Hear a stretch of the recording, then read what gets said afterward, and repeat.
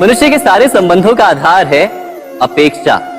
पति कैसा हो जो मेरा जीवन सुख और सुविधा से भर दे, पत्नी कैसी हो जो सदैव मेरे प्रति समर्पित रहे, संतान कैसी हो जो मेरी सेवा करे, मेरा आदेश माने।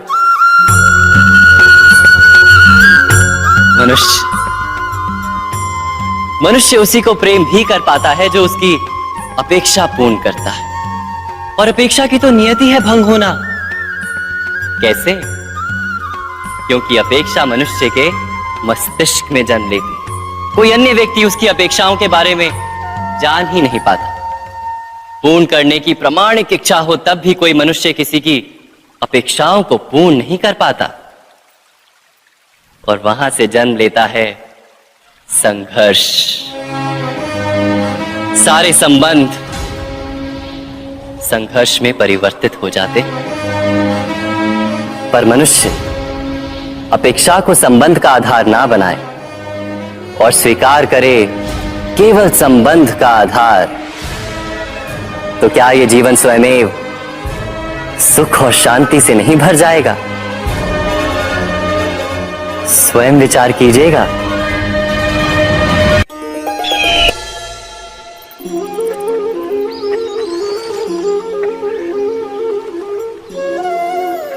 समय के आरंभ से ही मनुष्य को एक प्रश्न सदा पीड़ा देता है कि वो अपने संबंधों में अधिकतम सुख और कम से कम दुख किस प्रकार प्राप्त कर सकता है।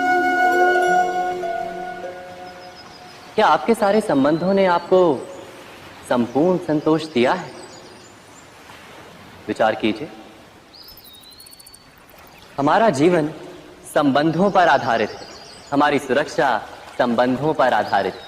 इसी कारण हमारे जीवन के सारे सुखों का आधार भी संबंध है। किंतु फिर भी हमें संबंधों में ही अधिकतर दुख क्यों प्राप्त होते हैं? सदा ही संघर्ष भी संबंधों से ही उत्पन्न क्यों हो जाते हैं? कभी विचार किया है? जब कोई व्यक्ति किसी अन्य व्यक्ति के विचार अथवा कार्य को स्वीकार नहीं करता, उसमें परिवर्तन करने का प्रयत्न करता है, तो संघर्ष जन्म लेता है। अर्थात जितना अधिक अस्वीकार उतना ही अधिक संघर्ष, और जितना अधिक स्वीकार उतना ही अधिक सुख। क्या ये वास्तविकता नहीं? यदि मनुष्य स्वयं अपनी अपेक्षाओं पर अंकुश रखे, अपने विचारों को परखे, किसी अन्य व्यक्ति में परिवर्तन करने का प्रयत्न ना कर स्वयं अपने भीतर परिवर्तन करने का प्रयास करे, तो क्या संबंधों में संतोष प्राप्त करना इतना कठिन? अर्थात क्या स्वीकार ही संबंध का वास्तविक अर्थ नहीं? स्वयं विचार कीजिए।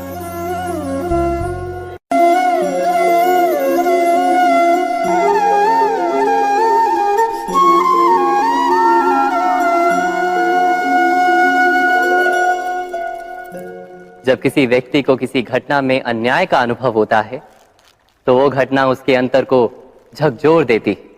समस्त जगत उसे अपना शत्रु प्रतीत होता है। अन्याय लगने वाली घटना जितनी बड़ी होती है, मनुष्य का हृदय भी उतना ही अधिक विरोध करता है। उस घटना के उत्तर में वो न्याय मांगता है, और ये योग्य भी है। वास्तव में समाज में किसी भी प्रकार का अन्याय व्यक्ति की आस्था और विश्वास का नाश है। किंतु ये न्याय क्या है? न्याय का अर्थ क्या है? अन्याय करने वाले को अपने कार्य पर पश्चाताप हो, और अन्याय भुगतने वाले के मन में फिर से विश्वास जगे समाज के प्रति। इतना ही अर्थ है ना न्याय का। किंतु जिसके हृदय में धर्म नहीं होता, वो न्याय को छोड़कर बैर और प्रतिशोध को अपनाता है। हिंसा के बदले प्रतिहिंसा की भावना लेकर चलता है। स्वयं भोगी हुई पीड़ा से कहीं अधिक पीड़ा देने का प्रयत्न करता है, और इस मार्ग पर चलते अन्याय को भुगतने वाला स्वयं अन्याय करने लगता है। शीघ्र ही वो अपराधी बन जाता है। अर्थात न्याय और प्रतिशोध के बीच बहुत कम अंतर होता है, और इसी अंतर का नाम है धर्म, क्या ये सत्य नहीं? स्वयं विचार कीजिए। दो व्यक्ति जब निकट आते हैं तो एक दूसरे के लिए सीमाएं और मर्यादाएं निर्मित करने का प्रयत्न अवश्य करते हैं। हम यदि सारे संबंधों पर विचार करें तो देखेंगे कि इन सारे संबंधों का आधार यही सीमाएं हैं जो हम दूसरों के लिए निर्मित करते हैं। और यदि अनजाने में भी कोई अन्य व्यक्ति इन सीमाओं को तोड़ता है तो उसी क्षण हमारा हृदय क्रोध से भर जाता है। इन सीमाओं का वास्तविक रूप क्या है? क्या हमने कभी विचार किया? सीमाओं के द्वारा हम दूसरे व्यक्ति को निर्णय करने की अनुमति नहीं देते, अपना निर्णय उस व्यक्ति पर थोपते हैं, अर्थात किसी की स्वतंत्रता का अस्वीकार करते हैं। और जब स्वतंत्रता का अस्वीकार किया जाता है तो उसका हृदय दुख से भर जाता है। और जब वो सीमाओं को तोड़ता है तो हमारा हृदय क्रोध से भर जाता है। क्या ऐसा नहीं होता?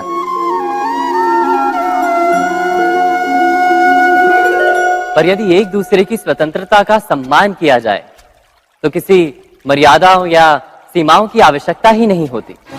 अर्थात जिस प्रकार स्वीकार किसी संबंध का देह है, क्या वैसे ही स्वतंत्रता किसी संबंध की आत्मा नहीं?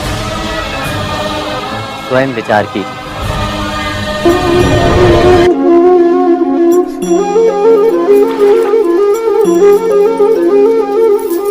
पिता सदा ही अपने संतान के सुख की कामना करते हैं, उनके भविष्य की चिंता करते रहते हैं। इसी कारणवश सदा ही अपने संतानों के भविष्य का मार्ग स्वयं निश्चित करने का प्रयत्न करते रहते हैं। जिस मार्ग पर पिता स्वयं चला है, जिस मार्ग के कंकर पत्थर को स्वयं देखा है, मार्ग की छाया, मार्ग की धूप को स्वयं जाना है, उसी मार्ग पर उसका पुत्र भी चले, यही इच्छा रहती है हर पिता की। निसंदेह उत्तम भावना है ये। किंतु 3 प्रश्नों के ऊपर विचार करना हम भूल ही जाते हैं। कौन से प्रश्न? प्रथम प्रश्न, क्या समय के साथ प्रत्येक मार्ग बदल नहीं जाते? क्या समय सदा ही नई चुनौतियों को लेकर नहीं आता? तो फिर बीते हुए समय के अनुभव नई पीढ़ी को किस प्रकार लाभ दे सकते हैं? दूसरा प्रश्न, क्या प्रत्येक संतान अपने माता पिता की छवि होता है? हाँ, संतानों को संस्कार तो अवश्य माता पिता देते हैं, किंतु भीतर की क्षमता तो ईश्वर देते हैं। तो जिस मार्ग पर पिता को सफलता मिली है, विश्वास है कि उसी मार्ग पर उसकी संतानों को भी सफलता और सुख प्राप्त होगा।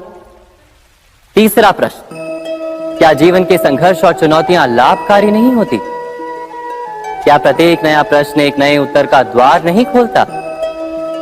तो फिर संतानों को नए नए प्रश्नों, संघर्षों और चुनौतियों से दूर रखना, ये उनके लिए लाभ करना कहलाएगा या हानि पहुंचाना?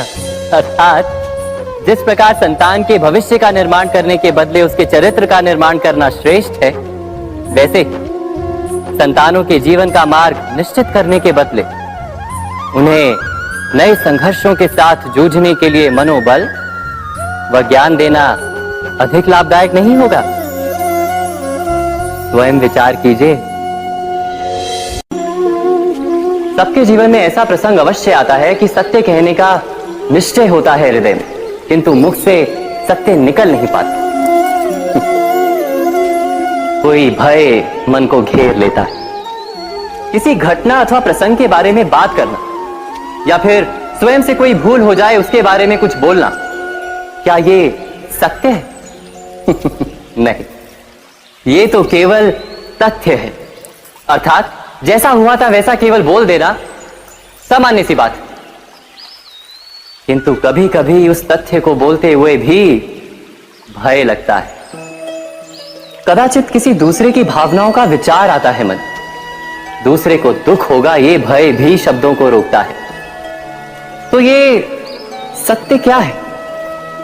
क्या हमने कभी विचार किया है? जब भय रहते हुए भी कोई तथ्य बोलता है तो वो सत्य कहलाता है। वास्तव में सत्य कुछ और नहीं, केवल निर्भयता का दूसरा नाम। और निर्भय होने का कोई समय नहीं होता, क्योंकि निर्भयता आत्मा का स्वभाव है। अर्थात क्या प्रत्येक क्षण सत्य बोलने का क्षण नहीं होता?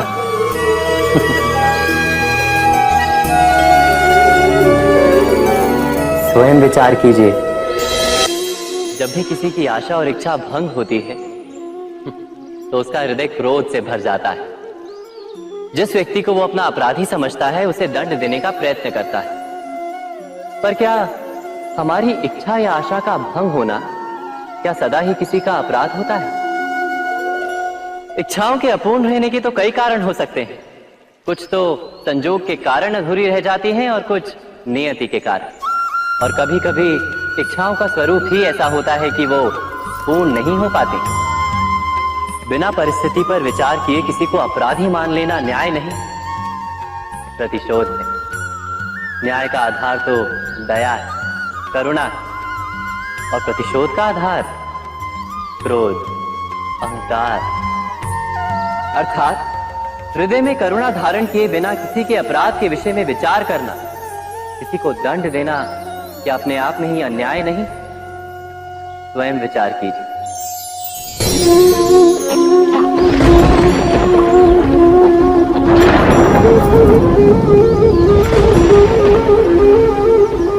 सपनों और पूर्वाभासों के आधार पर हम भविष्य के सुख दुख की कल्पना करते हैं। भविष्य के दुख का कारण दूर करने के लिए हम आज योजना बनाते हैं। किंतु कल के संकट को आज निर्मूल करने से हमें लाभ मिलता है या हानि पहुंचती है? ये प्रश्न हम कभी नहीं करते। सत्य तो ये है कि संकट और उसका निवारण साथ जनते, व्यक्ति के लिए भी और सृष्टि के लिए भी। नहीं, आप अपने भूतकाल का स्मरण कीजिए, इतिहास को देखिए। आप तुरंत ही ये जान पाएंगे कि जब जब संकट आता है तब तब उसका निवारण करने वाली शक्ति भी जन्म लेती है। यही तो जगत का चलन है। वस्तुतः संकट ही शक्ति के जन्म का कारण है। प्रत्येक व्यक्ति जब संकट से निकलता है तो एक पद आगे बढ़ा होता है, अधिक चमकता है, आत्मविश्वास से अधिक भरा होता है, न केवल अपने लिए अपितु विश्व के लिए भी। क्या ये सत्य नहीं? वास्तव में संकट का जन्म है एक अवसर का जन्म, अपने आप को बदलने का, अपने विचारों को ऊंचाई पर करने का अवसर, अपनी आत्मा को बलवान और ज्ञान मंडित बनाने का अवसर। जो ये कर पाता है उसे कोई संकट नहीं होता, किंतु जो ये नहीं कर पाता वो तो स्वयं एक संकट है विश्व के लिए। विचार कीजिए।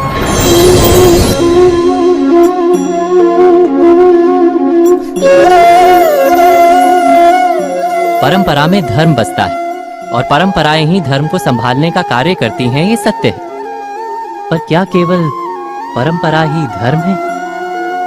विचार कीजिए। सत्य तो यह है कि जिस प्रकार पाषाण में शिल्प होता है उसी प्रकार परंपरा में धर्म होता है। इस पत्थर में शिल्प है, ये पत्थर शिल्प नहीं। शिल्प को उजागर करने के लिए उसे तोड़ना पड़ता है, अनावश्यक भागों को दूर करना पड़ता है। ठीक उसी प्रकार परंपराओं में धर्म ढूंढना पड़ता है। जिस प्रकार इंद्र पूजा की परंपरा को तोड़कर गोवर्धन पूजा का धर्म ना ढूंढा जाता तो यादवों को उनकी मुक्ति का मार्ग नहीं मिल पाता। अर्थात परंपरा को पूर्णता छोड़ देने वाला धर्म से वंचित रह जाता है और परंपरा का अंध अनुकरण करने वाला भी धर्म को प्राप्त नहीं कर पाता। कहते हैं हंस के पास नीर क्षीर विवेक होता है, दूध में मिले पानी को छोड़कर केवल दूध ही ग्रहण करता है। तो क्या सच्चा धर्म प्राप्त करने के लिए हृदय में ज्ञान से जन्मा विवेक आवश्यक है? और ऐसे विवेक के बिना जिसे धर्म मान भी लिया जाए, जो वास्तव में धर्म ना भी हो, ऐसा भी तो हो सकता है। स्वयं विचार कीजिएगा।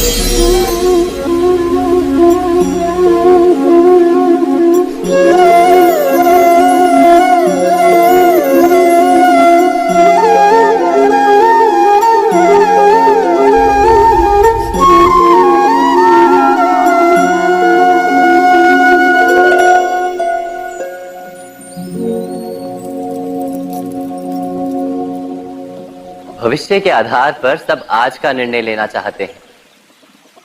भविष्य में सुख मिले, भविष्य सुरक्षित हो, ऐसे निर्णय आज लेने का प्रयत्न रहता है सबका। आप अपने जीवन को देखिए, क्या आपके अधिकतर निर्णय के पीछे भविष्य का विचार नहीं होता? और हो भी क्यों ना, अपने जीवन को सरल और सुखमय बनाने का प्रयत्न करने का अधिकार सबका है। पर भविष्य तो कोई नहीं जानता, केवल कल्पना ही की जा सकती है। तो जीवन के सारे महत्वपूर्ण निर्णय कल्पनाओं के आधार पर ही करते हैं हम। क्या निर्णय करने का कोई तीसरा मार्ग हो सकता है? विचार कीजिए। सारे सुखों का आधार धर्म है और वो धर्म मनुष्य के हृदय में बसता है। तो प्रत्येक निर्णय से पूर्व स्वयं अपने हृदय से ये प्रश्न अवश्य पूछ लेना कि ये निर्णय स्वार्थ से जन्मा है या धर्म से। क्या इतना पर्याप्त नहीं?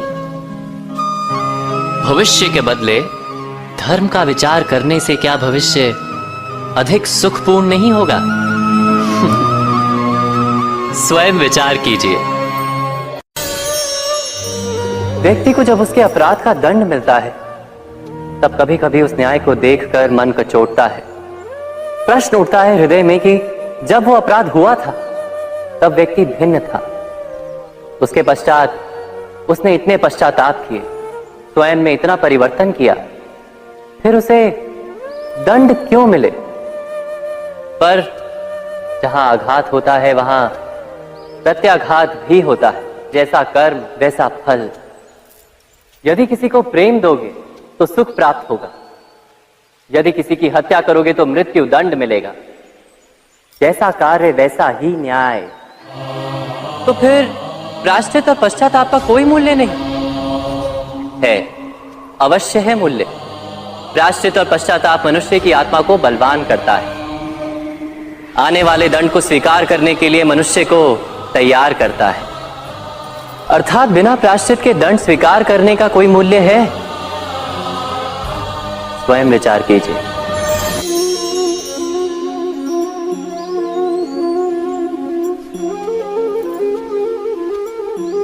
जब अपने किसी अच्छे कार्य के उत्तर में दुख प्राप्त होता है अथवा किसी को उसके दुष्ट कार्य में सुख मिलता है, तो मन अवश्य ये विचार करता है कि अच्छा कार्य करने का, धर्म के मार्ग पर चलने का तात्पर्य क्या है।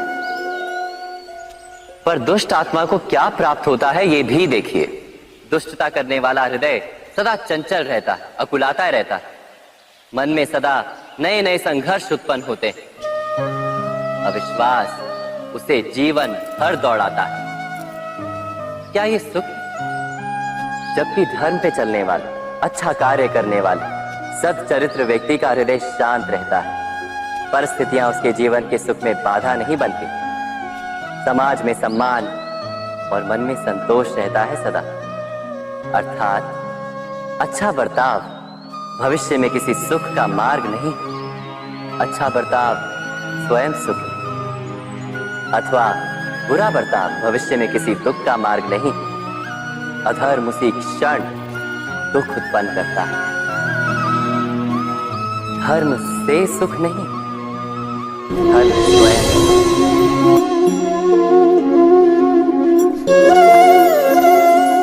सत्ता की लालसा सबके हृदय को घेरे रहती है। प्रत्येक व्यक्ति अपना एक राष्ट्र निर्मित करने का प्रयत्न अवश्य करता है।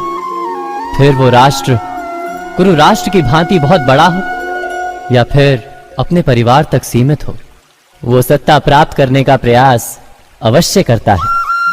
किंतु सत्ता का वास्तविक रूप क्या है? क्या हमने कभी विचार किया है? एक मनुष्य जितने अधिक लोगों के जीवन को प्रभावित कर सके, जितने अधिक लोगों के जीवन की स्वतंत्रता पर अंकुश रख सके, उतनी ही अधिक सत्ता का अनुभव करता है वो। सत्ता का वास्तविक रूप ही है अन्य के जीवन पर स्वयं का प्रभाव। किंतु क्या वास्तविक प्रभाव प्रेम, दया, करुणा और धर्म से निर्मित नहीं होता? जब भी मनुष्य कठोरता और अधर्म से सत्ता प्राप्त करने का प्रयत्न करता है, तब वो दूसरों के हृदय में विरोध अथवा विद्रोह को जन्म देता है। और परिणाम कुछ इस प्रकार। हाँ, कुछ समय के लिए वो स्वयं को प्रभावी और शक्तिशाली अवश्य पाता है, किंतु वो वास्तविक सत्ता नहीं। यही कारण है कि भृगु और वशिष्ठ जैसे ऋषियों की आज भी पूजा की जाती है, रावण और हिरण्यकश्यप की नहीं। इस पर तो आप विचार अवश्य करें। सत्य कहा ना?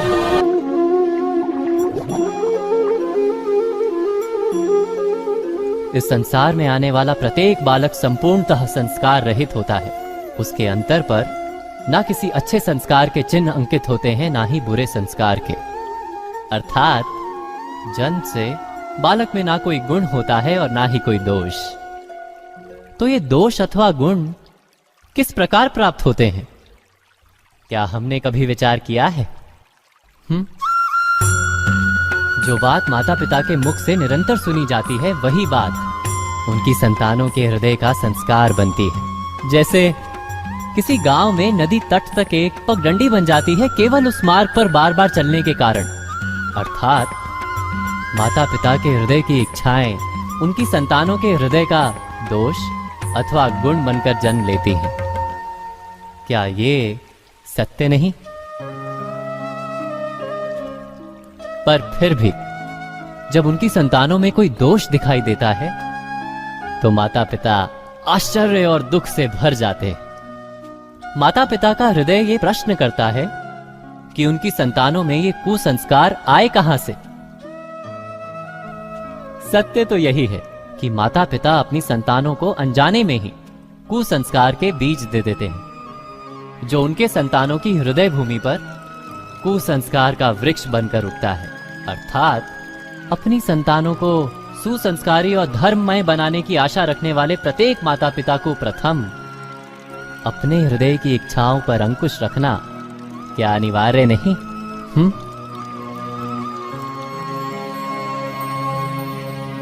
प्रत्येक माता पिता इस पर विचार अवश्य कीजिएगा।